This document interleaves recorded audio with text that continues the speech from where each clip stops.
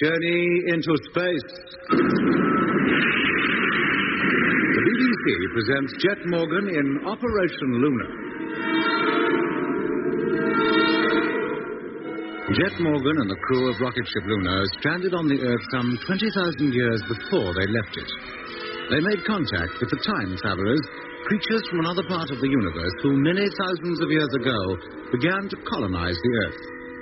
But the time travelers are being driven away from the planet by the forest dwellers who, over the centuries, have gradually developed into creatures with intelligence and an apparently insatiable desire to destroy. The time travelers promise to help Jet and his crew get back to the moon and, it's hoped, the 20th century. So, final preparations for the takeoff were made. Rotate the camera, Lemmy. Let's have one last look round, and then start scanning the sky for those ships. Ships? Right. Rotating. This is the one place I won't be sorry to see the back of. Ah, thank goodness we don't have to fish in that river anymore. Hey, look. What is it, Lemmy? Smoke. There wasn't any that close when we were outside just now, was there? Is it the crops or the smoke from the city being blown up? No, it's too near for that. Then them apes, or whatever they are, must be pretty close. Closer than they've ever been before. Keep her turning, Lemmy. See if we can see any more. Yes, Jack. Hey, wait, Lemmy, hold it. Blimey. Who are they? It ain't his nips, is it, with all his chinas? No, these are quite different. Then who the blazes are they? There's dozens of them, hundreds of them. And all heading towards the ship. They must be the forest creatures. The apes? Well, what do we do now? Apes. They're not apes. They look like apes to me. No, Lemmy. They're men. Eh? Prehistoric men.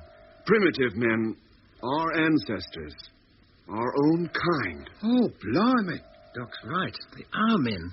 And women. They've even got kids with them. And they're all carrying weapons. Even the women are. Did you ever see anything like it? A spear in one hand and a nipper tucked under the other arm. It don't look as if this lot's got any problems about the inequality of women. They're probably too scared to leave their children behind. Now, what kind of men let their women fight their battles for them? Who says they're fighting a battle? Oh, they ain't called for tea, I'll bet. So do I. They're stopping. About 100 yards off. They must be quite perplexed about this ship. You mean the ship standing up on its tail? Yeah, well, puzzled anyway. Well, they're going to be even more puzzled when we take off and leave them standing. Hey, isn't it about time we did just that? Shouldn't the time traveler ship be overhead by now? Yes, they should. Mitch, Lemmy, keep your eye on your great-grandfathers. Doc and I'll scan the sky for the time travelers. They must be up there somewhere by now. Okay. Switch on the forward televiewer, Doc. All right. On. Well? No sign of them. The sky's empty. Well, they must be completely out of range. Or not there at all. Well, we daren't take off until we know they are. They've got to be up there and waiting for us. Otherwise, all our hopes of getting off the Earth are gone for good. Keep looking, Doc. I'll try to raise them on the radio. Right. Hello? Hello, Luna calling. Can you hear me? Hello, can you hear me? Hey, Jet, come over here, quick. Well? Well, yourself. Take a look on the screen. They're setting fire to every field round the ship. It looks as though they intend to smoke us out. Fire from those fields couldn't reach us. Well, unless it sets fire to the wild grass. It could work its way over to the ship then. The wind's in the right direction. And what if it does, Mitch? Can it hurt us? Well, I don't know. It can't hurt the ship itself, but it can't do us any good either. Any danger of the fuel exploding? Well, if the ship gets hot enough, yes. Well, can there be all that heat in a grass fire? Wouldn't reach up here, but the motor's exhaust nozzle is right close to the ground. Well, no fire is likely to reach us for some time anyway. Yeah, and by then we'll be away. Gone. I'm not so sure about that. Eh? There's no sign of the ships. I can't raise them on the radio. And incidentally, Lemmy, the main transmitter was already on when I went to use it. Well, that's right. I was warming it up when you told me to switch on the televiewer. You should have switched it off then. Eh? We haven't any power to waste. Well, I would have done Never mind it now, but be more careful in future. Yes, Jack. To get back to that fire out there. Well? Well, I don't like it. If it does come close, I think we'll have to fight it. Keep it away from the tail of the ship. What, go outside, you mean? Well, we can't do it from in here, can we? No, it wouldn't be easy, would it? What time is it? 30 seconds past noon. Any sign in the dock? No, Jet. Sky's absolutely clear. They haven't come. Fine lot they turned out to be. Time travelers. And they can't even keep an appointment. Well, they must have a very good reason for not showing up on time. Perhaps they'll be contacting us very soon and everything will be all right. Let's hope so. What the dickens is that? Sounds like a shout of stones. It's the ape men. What? Well, we've been talking. They've crept up on us. They're attacking us. Yes, look at the televiewer. They're all around us, throwing their spears at us. Retract the camera, Lemmy, before it gets damaged. Right. Now we can't even see what they're doing. Well, we can hear them. They must be dim if they think they can damage our ship with those toothpicks. Yeah, maybe they think we're the time travelers. Possibly. They certainly can't have any idea that we are who we are. No, they couldn't, could they? But if they saw us, they'd know we weren't the time travellers, and perhaps they wouldn't be so unfriendly. Why don't you step outside and see?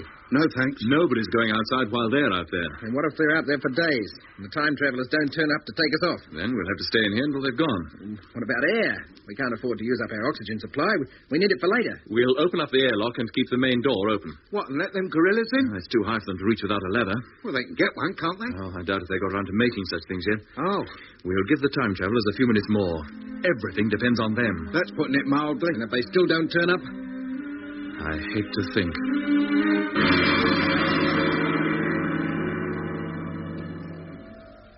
No, that was the last of them. They seem to have gone all right. For the time being, anyway. Yeah, but why go now? Because it'll soon be getting dark, that's why. They don't like the darkness. Oh, they're just like a lot of kids, aren't they? Throw their spears at our ship, snarl at it, and even kick it. As though they could do it any harm that way. Yeah, they are kids, Lenny. In them you see the childhood of man. All our inherent fears and desires have come down from them. Fear of the dark, among other things. And I'm not surprised. Well, at least they've gone for the night. Yeah, and meantime, that fire out there's creeping closer. Unless we take off within a couple of hours, it's going to get dangerously near. How can we stop it? Well, it's easy. We could burn a wide stretch of grass between the ship and the fire, stamping it out as we go. Then when the main fire reaches it, it'll just fizzle out. A bit of a tall order for just the four of us. We can manage it. I once helped prevent a bushfire burning a house down by the same method. We'll have to start soon before those flames get too close. All right. We'll take a blanket each and go down to the river and soak them. And then what? Jack! What, Lemmy? Don't you hear anything? Eh? Yes, I hear it. The time travelers. They must be around. That's their music. Not very loud, though, is it? Lemmy, switch on the radio. See if we can contact them. Yes, Jack. Radio on. Hey, do you think they're overhead? That they've come to pick us up at last? We'll find out, Doc, if we can. I'll switch on the forward televiewer. See if I can see them. Blimey, they must be very close. Listen to that. If we can contact them, now's the time. Any sign of them, Mitch? No, Doc, not yet. Hello? Hello, can you hear me? Hello? Hello, Luna. Oh, he's there. Are we glad to hear from you? Glad? Yeah, fine pal you turned out to be. Scarpering off the minute them 8 men appear. Where are you? Are you overhead? No, we have landed on the other side of the river. Mitch, take a look that way. See if you can see them. You're darn right I will. You told us to be ready for takeoff at noon. That's right. Well, we were, but you didn't come. We thought perhaps you didn't need us anymore. Didn't need you? But you were going to help us get out into space and back to the moon, back to our own time. We were. Why did you change your mind? The forest creatures changed it for us. How could they make any difference? We thought you would want to stay with them. Do us a favor? You said they were your own kind, your ancestors. Oh, they are. At least we think they are. How did you hear us? Your radio was on. Of course it was. Lemmy left it on. All right, I didn't mean to. But what made you think we would want to stay with them? It is natural. They are your own kind. But thousands of years separate us. They've no idea who we are and couldn't care less, I'm sure. In fact, they probably think we are you or connected with you. Yeah, why else would they attack us? Throw spears at our ship. Would you do that to your descendants? We wouldn't do that to anybody. If you were so sure we'd rather go with the forest dwellers, why did you come back? To find out why you didn't. Well, now you know. We don't want to be killed, that's why. Them gorillas out there might be our ancestors, but we'd prefer to string along with your lot any time. You mean you will come to Venus, after all? No. We'd like you to take us back to the moon, to our own time. So you do want to rejoin the forest creatures. Their descendants, anyway. I don't see anything wrong with that. You may not, but we do. Eh? Why should we help the very people who are driving us away? It's not us that's driving you away. It's those out there in the forest. But you are their future, and you cannot have changed so much. Of course we have. We don't even look like them anymore. Well, you can see that for yourself. Looks have very little to do with it. I don't understand you. You have witnessed the basic force that drives the forest creatures, the uncontrollable desire to destroy things they do not understand, the incredible selfishness of their nature. Have you seen them when they are hungry? We've hardly seen them at all. When one of them has a piece of food, does he share it with his companions? No. He goes away and hides and gorges himself until he's sick, then buries any that's left over. And if one of his kind sees him with that food, he tries to get it away from him. Not part of it, all of it. and then they snarl and fight and draw each other's blood until one lies dead so that the other can keep more than he needs. We're more civilized than that, mate. Are you? It takes a long time for such things to be driven out of a being's nature. A long, long time. Probably longer than your kind have inhabited this planet. But in comparison with the age of the Earth, man has existed hardly any time at all. You are merely proving my argument. But even in that short time, man has learned a great deal. He's progressed. Towards what? Well, a more comfortable and fuller life. A greater respect for his fellow beings and his neighbor's property. You don't kill each other anymore? You no longer destroy the things that can give you life and comfort? As the forest men burn our crops, which they could eat if they knew how? No longer burn vast areas of the forest merely to drive out game? No, we don't. We got past those things thousands of years ago. You are certain the instinct does not remain in some other form? Not that I can think of. I wouldn't be too sure about that yet. You cannot even agree amongst yourselves? How do you mean, Doc? Well, think of the vast acres of forest land that have been destroyed. To drive out game? No, to grow crops. Not to eat, but for a good market. Year after year, until the ground is so exhausted that we end up with no forest, no game, no crops, just dust. Man has been foolish, I admit, but that's all being put right now.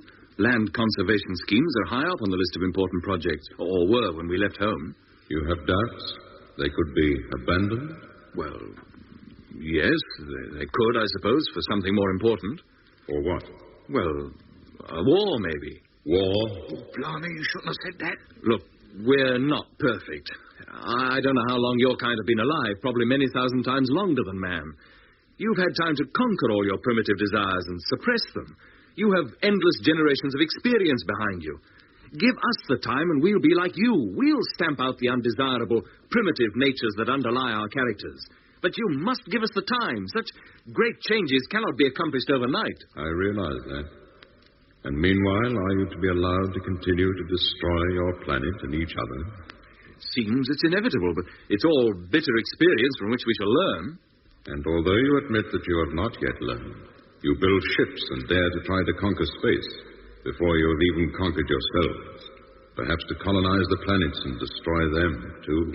We can't help a little destruction of some sort. You can't plant a field without you clear the forest first. You can't drive a steam engine without you dig out the coal or pump out the oil from the bowels of the earth. Why do you have to dig coal and pump oil? For fuel, of course. You've got to have something to drive your machines. It's a wasteful method, I know, but it'll have to do until we find a better one. There is power all around. Force for all to use, with no digging, no pumping, no waste. What power? The power by which we live.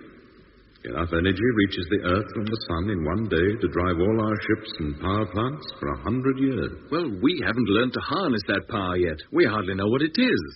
Then perhaps you will leave your exploration of space until you do. But that is just where you can help us. How? By telling us the secret of this power. How to find it, how to use it. Would you trust the secrets of your ship and all its equipment to the forest creatures? Nah, use your sense. What could they do with it? You could explain the workings to them. It would be like trying to explain the quantum theory to a child. Exactly. Well, at least you could make a start with simple things. We're not quite as primitive as those forest dwellers, even by comparison with you. There would be no point. A child cannot be taught to run before he can walk. And you have hardly emerged from the crawling stage. You don't think much of us one way and another, do you? We think as much of you as we do of any other living creature anywhere in the universe. We have no wish to harm you. That's what you say. Yet you go off and leave us here with them gorillas outside thirsting for our blood and the floods coming to drown us and us helpless to get back to our own time and people. We would not harm you. It would be the forest creatures, not us. But if you leave us here, it amounts to the same thing. Are we to be blamed when a tiger kills his prey? We're not a tiger's prey. We're prey to those ape men, or will be if we left here. We have no control over the form and mode of life on Earth. But you would help perpetuate it. How? By doing nothing about it. We have tried. The animals have no interest in us, and the forest creatures detest us. We don't. You cannot bear even to look at us. Not at first, but we could now. Show yourself to us and see. Switch on your televiewer. It is on. Now, wait a minute, Jet. Is that necessary? Quiet, Lemmy. There he is. His head, anyway. Can you see me? Yes, we can. And you are not afraid? No? You speak for yourself. You are, but you control your feelings. We are not afraid. We've better sense now. Because you have met us? Partly. But what of the rest of you, who have not? We will tell them about you. Your beautiful underground city, your great scientific powers. For our own safety, it would be better to leave you here, to prevent your ever going out into space again. If you do not return to your own time and your contemporaries give you up as lost, it may deter others from venturing out into space. You don't know us as well as you think you do. Our deaths would make no difference. Others will follow. Is that why you turned us back in time? To prevent our getting to other planets, perhaps to Venus, where you're going and will be living in the 20th century? Yes. It's no good, mate. That kind of trip won't stop us. At least give us the chance to prove that our ultimate goal is a life such as you now lead. It's been the dream of man for centuries. It will be the dream of man, Jet, in centuries to come. Very well. Are you ready to leave? We can be, in a few minutes. We will take up a position way above you. Your ship must leave the ground and climb as high as possible out of the atmosphere. When you have reached your maximum speed, switch off your motor and leave everything to us. How high will you be? 1,000 miles. Well, can't you come lower than that? We might not make that height. If we come any closer to you, the magnetic field set up by our ships will affect the working of your ship. Oh, I see. Very well. We'll try to reach 1,000. We'll be waiting for you. Do you want us to take off at any particular time? No. When you are ready, we shall be there. But what if anything goes wrong? Hello? Hello? It's no good, Jet. They must have already taken off. He can't hear you. A few more things I wanted to ask him. Like what? Well, it makes no difference now. He's gone. All right. We'll make a final check of all equipment. Then get onto your couches and strap yourselves in. Yeah, right. Okay.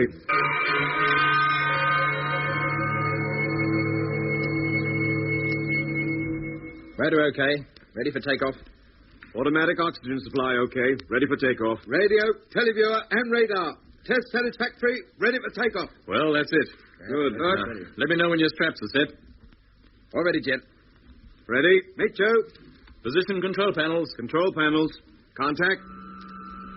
Let's hope they are up there and waiting for us. Yeah. What if they're not? Hey, hadn't we better be prepared for that, Jet? If we just go straight up and they're not there, all we can do is come straight down again. And if we do, we'll make a hole big enough for the time travelers to get one of their cities in. I've already thought of that. As soon as we've left the ground, we'll tilt our nose to an angle of 45 degrees. That will set us on an elliptical course. And if we do have to return, at least we'll enter the atmosphere something like nose first and have a reasonable chance of landing it again. When do we cut the motor? As soon as our velocity is high enough to carry us 1,000 miles. Mitch, have we enough fuel for that? Just about. There might even be a little to spare. Switch on the radar. Radar on. Lemmy, televiewer, stern view. Televiewer on. Doc, gyro. Gyro. Okay, Midge? Okay, Jet. Then stand by for takeoff. 15 seconds. 10 seconds. 5, 4, 3, 2, 1. Fire!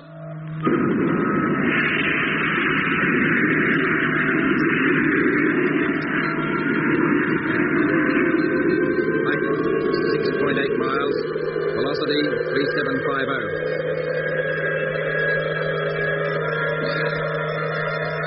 Height, 12.1 miles. Velocity, 4350.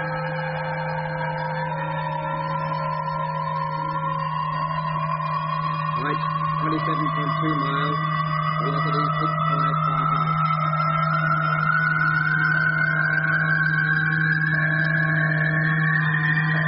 Velocity, 11,000 miles.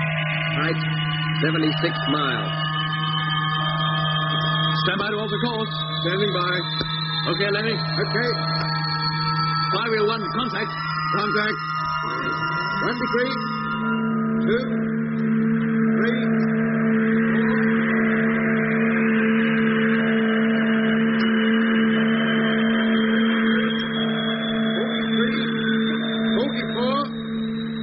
45. Hold it, Doc. Steady to go. Cut the flywheel. Flywheel cut. Stand by to cut motor. Standing by. Cut. She should coast the rest. Any fuel left, Mitch? Very little. Enough for one biggish burst, and that's it. Enough to make a moon landing if we have to? No, not by a long sight. Oh, blimey. Let me switch on the forward televiewer. The time travelers must be ahead of us somewhere. Forward televiewer. On. Rotator, Lemmy. Rotated. Any sign? Not yet. Switch on your personal screens. That's all, look. Yeah. Right, too. Well? I don't see them. Me neither. Well, they'd better get a move on if they're coming. We're losing speed all the time. Yeah, we soon won't be going up anymore. We'll be going down. But there's no sign of them. They should be there. We shouldn't have altered course. They expected us to rise straight up. They can't be waiting in the right place. But with the equipment they have, Mitch, they must be able to plot our course easily. Yeah, just as well we did change direction, if you ask me. Looks like we'll have to attempt a landing again anyway. He never knows where we'll end up this time. Lemmy, try the stern view. Hey? Yes. But Don't argue. Switch it on. Stern view, on. It's us that's just taken off, not them. I don't. Hey, there they are, right behind us. Of course. That's where we always saw them before they lined up for what we thought was an attack. And they're flying in that circular formation again. Yeah. All right. Now we can relax and don't move. They're coming in closer. I can hear them now. Yeah, me too. Lie flat. Thank goodness we're strapped to our beds and not caught out on the floor like last time. Oh, this is where I wish I'd brought one of them time travelers' beds with me. What wouldn't I give to sleep through this part of the proceeding? They're coming closer. Getting very close now. Here comes the pressure. Can you feel it? Yeah, I can. It's going to work. I know it is. I hope you're right. Oh, we must be accelerating like mad. Oh. All right, Lemmy. Take your breath.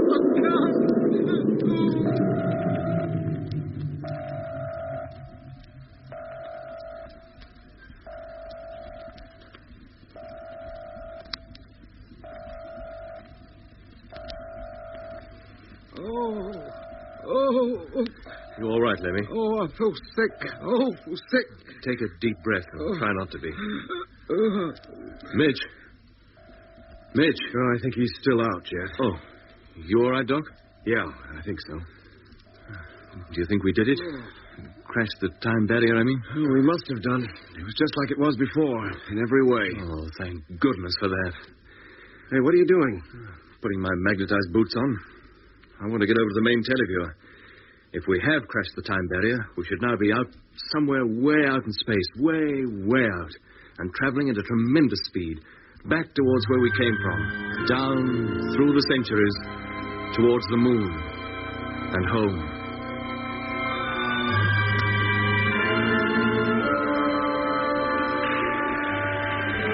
Switch off the rotator, Lemmy. They're nowhere to be seen. Right.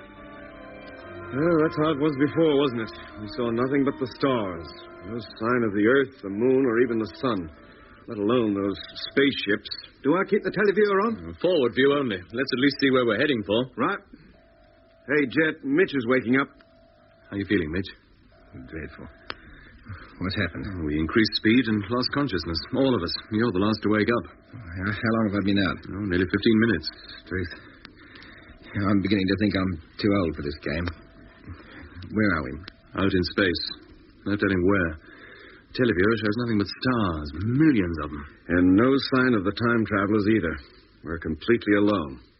A tiny speck of dust, lost in the universe. Do you think our friends will show up again? I don't know. Have you tried calling them? Yeah. Oh.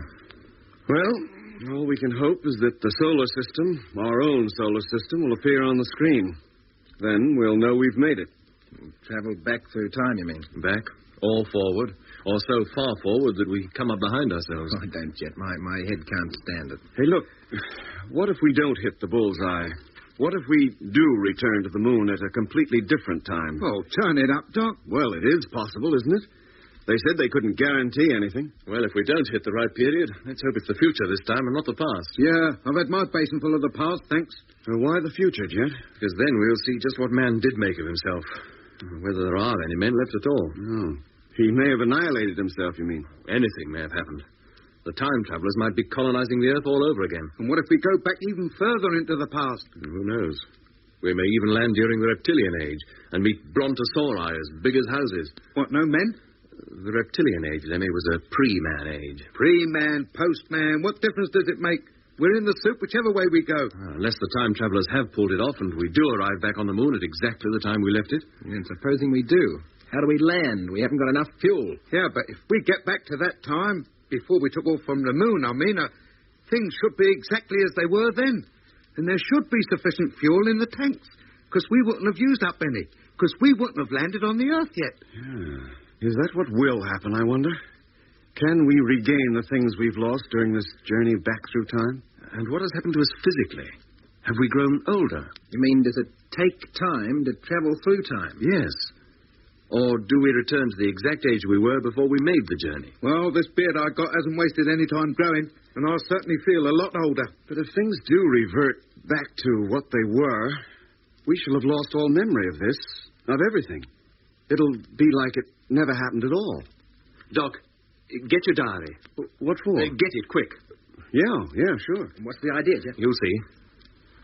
Well, here it is. Now, look back to the time when we first began to hear that strange music. Yeah, well? Is it all there? Yes, it's there. And the time we spent on Earth by the river. The appearance of the time travelers. Is that all there? Yes, every word. Then start writing again. Record everything you can think of since you last made an entry. Everything. But why? Because if we do get back to the exact time before we journeyed through time, and we do forget all this because by going back we can have no recollection of what is to come, that diary will be our only proof that anything happened at all. But look, what if material things change too? Back to what they were? We can only wait and see until we sight the moon again. Only then will we know the truth. You'll be listening to episode 12 of Journey into Space, with Andrew Foles as Jet Morgan, Alfie Bass as Lemmy, Guy Kingsley Pointer as Doc, and David Williams as Mitch. Other parts were played by David Jacobs and Derek Guyler. The orchestra was conducted by Van Phillips, who also composed the music. Journey into Space was written and produced for the BBC by Charles Chilton.